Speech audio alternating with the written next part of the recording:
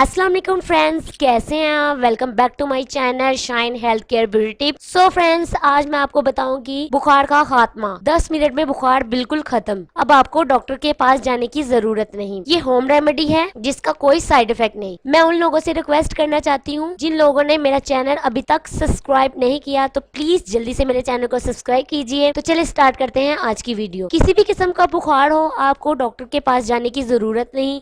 नजला, जुकाम, सर दर्द, जिस्म दर्द, शदीद बुखार हो, इसके लिए आपको चाहिए सब्ज इलायची चंद दाने 1 कप पानी में उबाल लें। जब आधा कप रह जाए तो इसमें 4 चम्मच खाने के खालिस अरके गुलाब मिक्स करें। फिर मरीज को ये पानी पिलाएं।